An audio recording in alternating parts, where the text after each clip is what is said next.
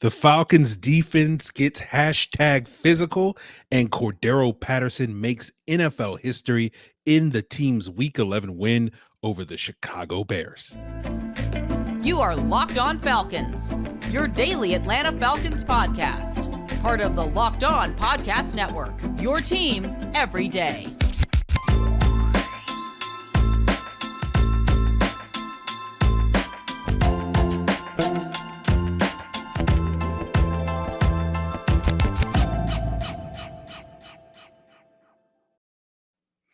All right, guys, you know me. I'm Aaron Freeman, a.k.a. Sirius Black, a.k.a. Mr. Drew, and a.k.a. your very humble host of this illustrious Locked On Falcons podcast, part of the Locked On Sports Atlanta podcast family, your team every day. And today's episode of Locked On Falcons is presented by Prize Picks. Prize Picks is daily fantasy made easy. Just pick 2 to 5 players, and if they score more or less than their Prize Picks projections, you can win up to 10 times your money on your entry. First-time users can also receive a 100% instant deposit match up to $100 with the promo code Locked On. That's prizepicks.com, promo code Locked On.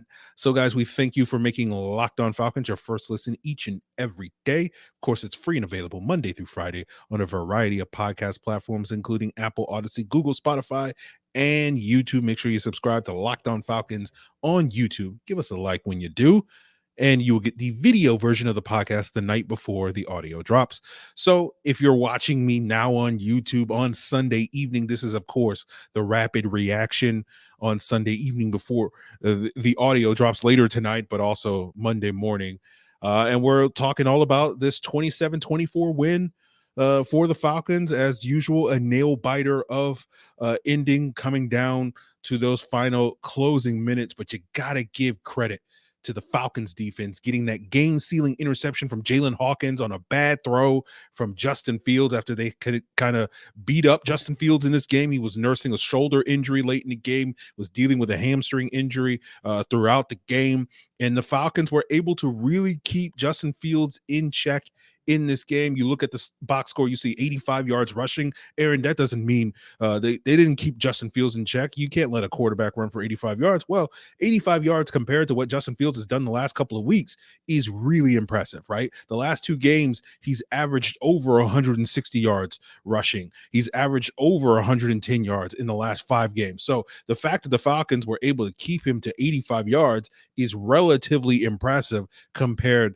to recent games, and given this team's struggles in the past to handle running quarterbacks, whether it was week 1 against Taysom Hill or all throughout last year where Daniel Jones and Sam Darnold and pretty much everybody, Josh Allen, was cooking him when a quarterback was able to run. Fields got his, but the Falcons were able to prevent him from really going, roughshod over them. And I remember telling someone on Saturday that if they keep Justin Fields under 100 yards rushing, given the expectations based off of their previous performances and how Fields has run roughshod over even better defenses, that's a win for this Falcons defense. So they got to win. They also sacked Fields 4 times. Arnold Ebiketie, Abdullah Anderson, Grady Jarrett, and Lorenzo Carter all got sacks in this game. They were able to take advantage of a poor Bears offensive line, as well as Fields' tendency to hold on to the ball. And one of the things that I do want to watch when the film drops later this week on the All-22 is whether or not that tendency to hold on to the ball was just Fields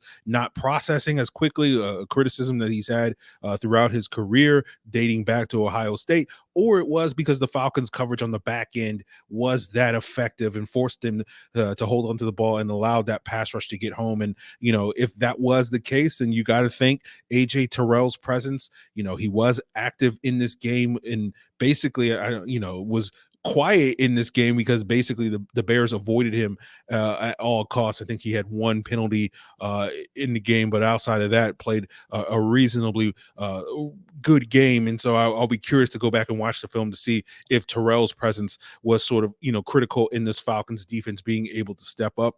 The Bears did have some success running the ball, particularly early in the game, but after the Bears went up like 17-7 about midway through the second quarter, the Falcons were able to mostly keep their designed run game in check. That included the design runs from Fields up to that point. After the Bears went up to the point where they went up 17-7, the Bears success rate on the ground was like 65% on those design runs, not counting Justin Fields' scrambles, which he didn't have too many of in this game. Most of his runs in this game were design runs from the Bears. But after they went up 17-7, the Falcons, we'll see what the adjustments they made on the film later this week. But they were able to keep the Bears' design run game to a success rate of 37% after that midpoint in the second quarter. And most of the Bears' successful runs weren't these huge gashing runs. They got a couple in there, but most of them were like 4 yards here, 5 yards here. Now, that was effective at keeping the Bears' offense on schedule and keeping them in manageable situations, but it wasn't as if the Falcons were getting gashed left and right, as we've seen a number of times this season. So, yes, we are absolutely grading the Falcons' defense on a curve. Objectively, in a vacuum, you may not look at this performance and say, hey, that was a stellar performance, right? We talked about the bend but don't break style of defense. They're going to give up a bunch of third downs. The Bears were successful. I think they were like 9 of 16 on third downs. But for this defense, you just want to get them off the field in the red zone. They weren't able to successfully do that. I think the Bears were 3 for 3 in the red zone. So we didn't see this sort of classic version of the bend but don't break style for the Falcons. But give the defense some credit. They had to kind of overcome some turnovers from the Falcons' offense and special teams in this game. They did not give up points after Avery Williams fumbled on a punt return at the end of the first quarter, thanks to a sack by Grady Jarrett where Lorenzo Carter got some pressure on a stunt. They did give up a touchdown later after Cordarrelle Patterson's fumble, but that was going to be pretty tough given that the Bears were starting out after that fumble on Atlanta's 29-yard line. So again, no one's going to confuse this performance for a great defensive performance. No one's going to confuse this Falcons defense for a great defense, but they absolutely did their jobs. And Dean Pease is going to certainly be crowing later this week on his Thursday press conference, talking about some of the things that we've already talked about. We know Dean Pease, his recent reputation is kind of built off of a really strong game against the Ravens a couple of years ago in the playoffs when he was defensive coordinator against the Titans, and they were able to really shut down Lamar Jackson in that game. And again, you're not going to put this game, right there next to it on the pantheon of great defensive performances of all times and impressive defensive performers, but we know beggars cannot be choosers, and we certainly have been beggars with this Falcons defense over the last couple of years. And this, to me, is a solid performance, and they were able to go out there and do one of the, do a relatively good job against this Bears offense than some other teams in recent weeks. And I think this probably stacks as one of the better defensive performances for this team this season. So kudos to the defense. And I see you, Troy Anderson. I know I gave you a lot of grief after that 49ers game, but you made a couple of key open field tackles on Justin Fields, and we needed you to step up to sort of keep Fields in check, and he absolutely did that. So I'll enjoy looking at the film on Troy Anderson and being able to say, hey, this is exactly what we need from Troy Anderson to have that confidence about him moving forward. So looking forward to that, guys. And you can look forward to continuing today's Locked On Falcons, talking more about Cordarrelle Patterson's record-setting day on special teams. We're, of course, also going to talk about the Falcons quarterback, Marcus Mariota, and whether or not this was a bounce-back performance from him on today's episode. But before we get there, I do want to plug the Locked On Sports Atlanta podcast family, where you can find 3 shows all in the same podcast feed: A to Z with Mark Zeno, Hitting Hard with John Chuckery, and ATL Day Ones with Jarvis Davis and Tanisha Batiste, covering the local teams as well as national sports headline, all on the same podcast feed, all the same podcast feeds that you can find Locked On Falcons. And if you subscribe to Locked On Sports Atlanta on YouTube, guys, you can also get the postcast where Jarvis Davis and myself coming at you live after the game and giving you our immediate reaction. So if you can't wait for these rapid reactions to drop Sunday night, or you can't wait until Monday morning, you can find that, of course, on Locked On Sports Atlanta on YouTube. So make sure you subscribe, hit that bell so that you know when we go live. Now, a word from our sponsor, Total Wine and More. This holiday season, find what you love at Total Wine and More. With so many great bottles to choose from, it's easy to find a new favorite Cabernet or Chardonnay, or the perfect gifts for everyone on your list, with some help from a friendly guide, and all with the confidence of knowing you found something special for the lowest price. Love what you find only at Total Wine and More. Curbside pickup and delivery is available in most areas. Visit TotalWine.com to learn more. Drink responsibly. Be 21. And guys, this holiday season, I want to tell you about the world's largest car sharing marketplace, and that's Turo. With Turo, you can book any car you want wherever you want from a community of local hosts. And I know this holiday season, as you guys are traveling and whatnot, this is a perfect time to browse the huge selection of vehicles for just about any occasion or any budget across the US, UK, Canada, and coming soon to my friends down under in Australia. You can book a spacious SUV or minivan to make that, long road trip this holiday season, or you want to ride in style, right? And feel good as you drive through the city, get that luxury car, or you just need an affordable car that can get you from A to B and you're on a budget. You can find that or test drive the new electric vehicle that you've had your eye on and see how it fits your lifestyle. Many Turo hosts even will deliver the car directly to you. Every trip is backed by liability insurance. Terms, conditions, and exclusions apply. Ditch the boring rental cars and find your drive at Turo.com. That's Turo.com. So, guys, let's talk about Cordarrelle Patterson's record-setting day, right? He had his 9th kickoff return, 4 touchdowns, setting the all-time NFL record. And, of course, he had to do it in the bins, just like Devin Hester set the punt return record in the biz all the way back in 2014 against the Buccaneers. So, the Falcons, we don't have a lot of positive history when it comes to the record books, at least not memorably, but those are 2 sort of footnotes in the NFL record books that will certainly be notable and live on. He took that kick, Patterson, that is 103 yards to the house. And what was notable, that was his first touch since he had fumbled, as I mentioned earlier, in the game. That fumble was probably the lone blemish on Patterson's day, right? Where he had a nice run, sort of found a cutback lane, bounced it for like a 17-yard gain. And I think it was Jaquan Brisker, if I'm not mistaken, that stripped him from behind. And the Bears were able to capitalize with some points, but then after that, Patterson took it to the house. He finished the game with 10 carries for 52 yards and proved to be the closer for the Falcons. In the fourth quarter, there was 8 minutes left. The Falcons were kind of grinding clock at that time to sort of set up to minimize, to help out their defense, right? And went on a 12-play scoring drive that culminated in what ultimately proved to be the game-winning field goal from Younghoe Koo from 53 yards out. Love the clutch kicking from Younghoe, absolutely. And that 12-play drive included 8 consecutive runs.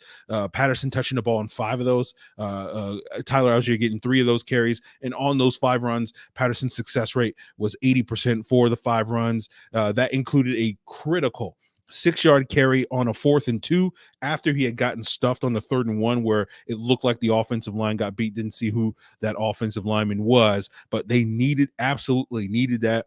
And then, of course, as I mentioned, Allgeier had a good day, had some nice runs on that drive as well. After the Hawkins sort of game-sealing interception, he had the sort of game-sealing run on a 26-yard run. The only knock on it was he ran out of bounds on that play rather than staying in bounds and bleeding more time off the clock. But obviously, it wound up working out for the Falcons in the end. He ran hard all day. I would imagine he probably broke more tackles in this game than he's probably broken in the season combined. It looked like that, where there were like 3-yard runs where he was like breaking like 3 or 4 tackles on those plays. So he wound up with like 55 yards on 8 carries. So an impressive day. Notably, though, the player that wound up having the most carries in this game was not Tyler Allgeier, was not Cordarrelle Patterson. It was Marcus Mariota. So let's talk about Marcus Mariota. He had 13 carries in this game, although 3 of those were the kneel downs at the end of the game. So technically he tied Cordarrelle Patterson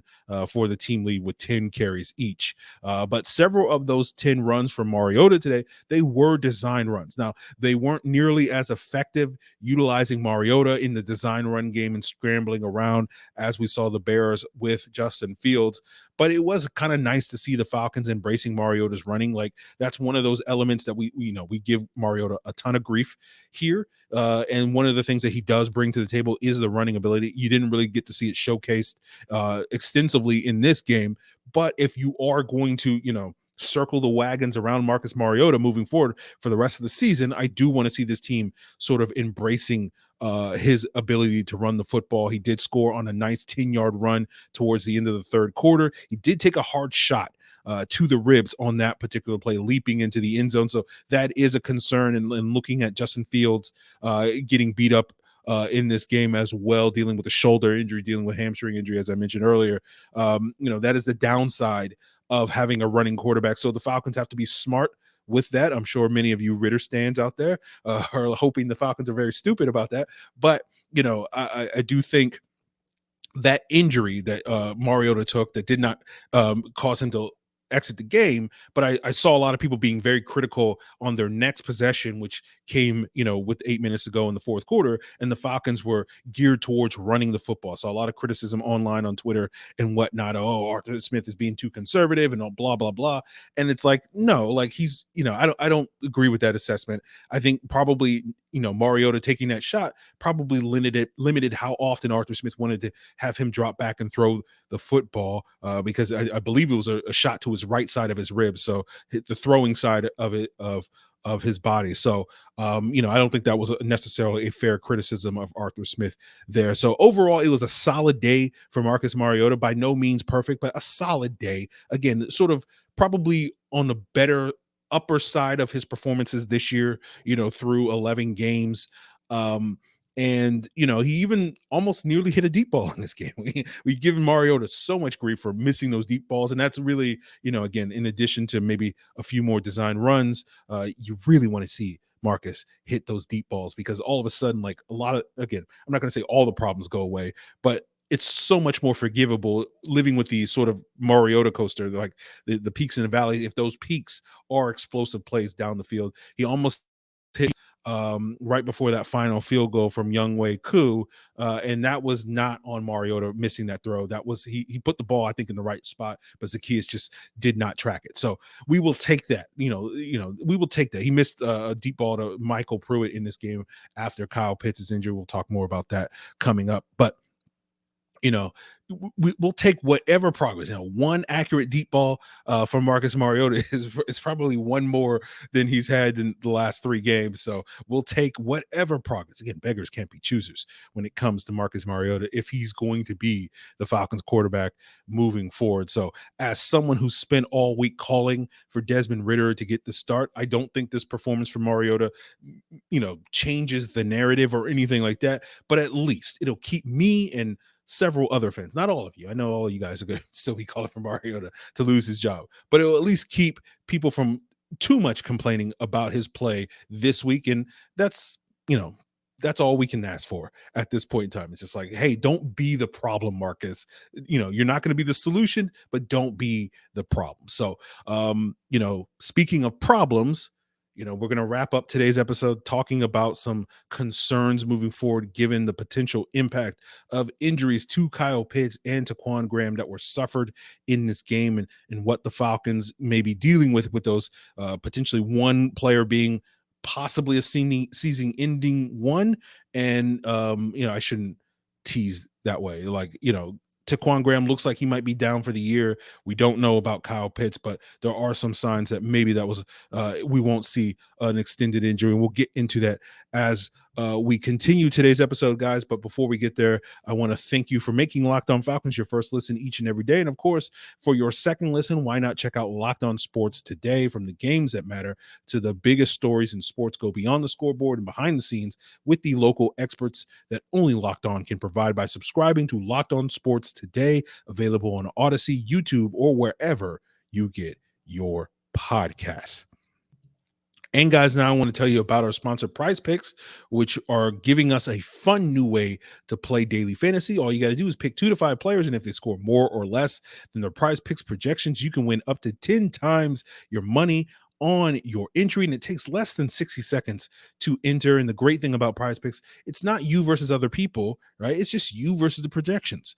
And whether you're looking for NFL projections or NBA projections, PGA, NHL, college football, they got you covered all across the board. Prize Picks is safe, it's fun, it's easy. It's currently in operation in over 30 states in the US and Canada. All you got to do to participate is download the Prize Picks app or go to prizepicks.com to sign up. First-time users can receive a 100% instant deposit match up to $100 with the promo code Locked On. That's LOCKEDON. That means if you deposit $100, Prize Picks is going to give you another $100 to play with. Don't forget to use that promo code Locked On at sign up for an instant deposit match up to $100.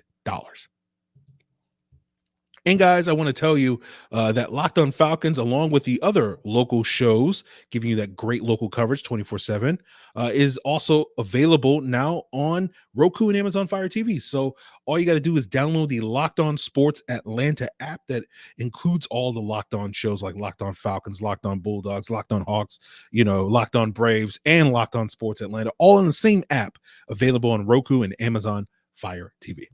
So wrapping up today, let's talk about the potential impact of the injuries, right? Defense played well. Offense was solid, right? Special teams was up and down, with the Avery Williams punt fumble. And they also gave up a big return to start out the game, I think on the Bears opening drive, like a 55-yard return. So, up and down day, for the Falcons. Defense was up, special teams up and down, offense was okay.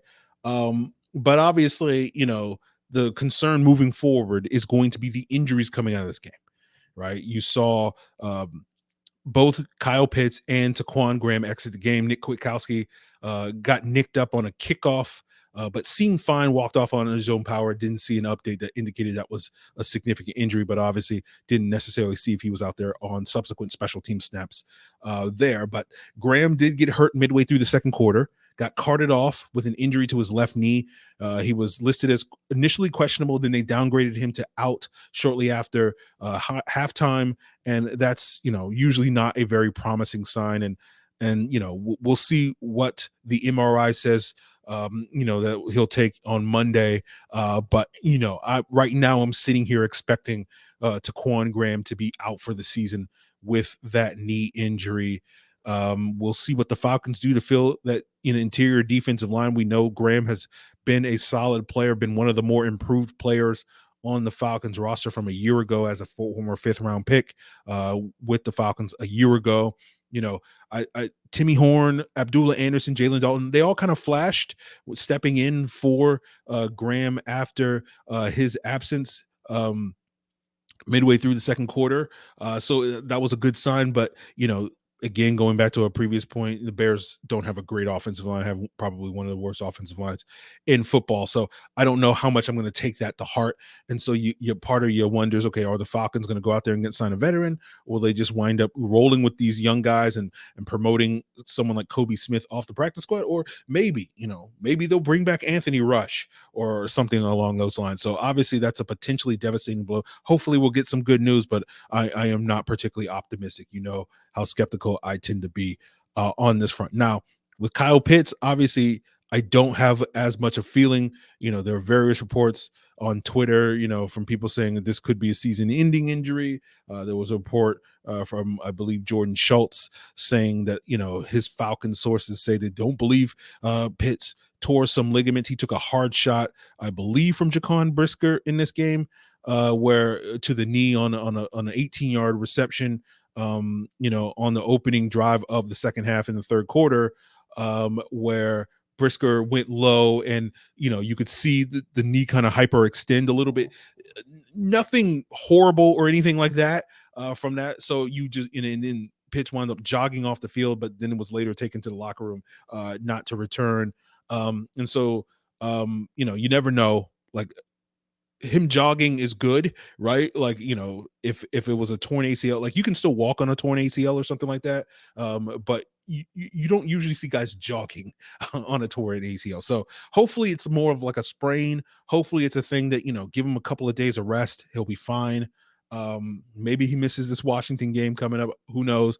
But I'm feeling a lot more optimistic that it's not serious. Obviously, if it is, that's a devastating blow to the Falcons offense. I know we spent a lot of time on this podcast, probably not as much time as the various fantasy football podcasts have done, talking about Pitts' lack of production. So some people will say, oh, it's not a big deal to lose Kyle Pitts because he wasn't getting the ball. But we know, at least the real Falcon fans know, and Locked On Falcons listeners know, that Kyle Pitts' impact on this Falcons offense is significant, even when he's not getting the ball, just because of all the attention that he is drawing. So we'll see. Of course, we know the Falcons are in great hands, given the existence of Felipe Franks.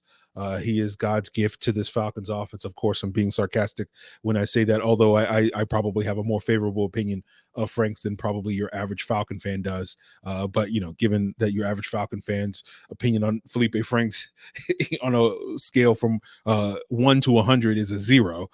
So it's off the scale. So, the bar is pretty low. But obviously the Falcons have, several tight ends on the roster with Ferkser and Franks that can step up, that provide some athleticism at the position. You also still have the solid blocking of Pruitt and Hesse and whatnot. But obviously, if you're losing Kyle Pitts, it's going to be even more of the Falcons embracing the run game moving forward. So it will put into concerns about this offense's ability to evolve moving forward, as we hope and want to see this team, evolve into a truly balanced offense that can throw the ball effectively as well as run the ball effectively. But obviously, if Pitts is out for an extended period of time, that will definitely throw a wrench into that. So we'll obviously keep you updated here on the Locked On Falcons podcast all week long, and we'll see if the Falcons playoff hopes can continue next week against the Commanders. I hope you guys, if you're traveling this week, I hope you travel safe. Obviously, tomorrow we'll be joined by Charles McDonald of, I believe, now Yahoo Sports. Charles always has a new job every time he appears on this podcast. I think the last time he was on, he was Underdog Fantasy, but he's now, I think, with Yahoo, last I checked. You never know with Charles. And he'll give us his thoughts on this Bears game on tomorrow's episode. This week, you should expect 5 shows this week is the plan right now, unless there are some complications with my traveling. There's a chance we might not do a Friday show, but we'll see.